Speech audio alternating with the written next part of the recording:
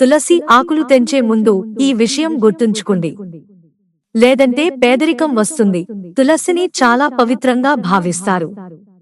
ఇంట్లో తులసి చెట్టును నాటడం చాలా శ్రేయస్కరం.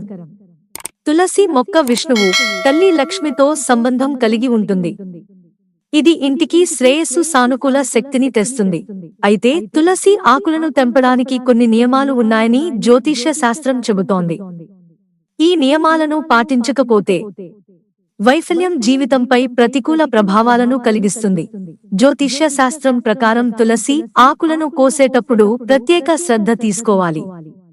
తులసి ఆకులను గోళ్లతో తెంచకూడదు. దాని ఆకులను మెల్లగా తీయాలి.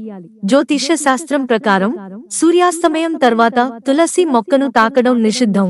పూజ లేదా ఇతర పనుల కోసం తులసి ఆకులను తీయడానికి ఉదయం మాత్రమే ఉత్తమ సమయం. జ్యోతిష్య శాస్త్రం ప్రకారం లక్ష్మీదేవి ఎల్లప్పుడూ తులసిలో నివసిస్తుంది. నియమం ప్రకారం స్నానం చేయకుండా తులసిని తాకకూడదు.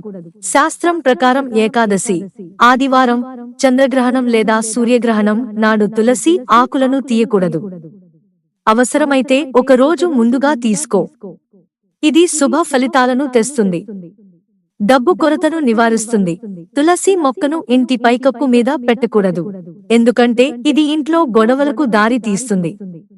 అలాగే తులసితో ముళ్ళ మొక్కలు నాటకూడదు.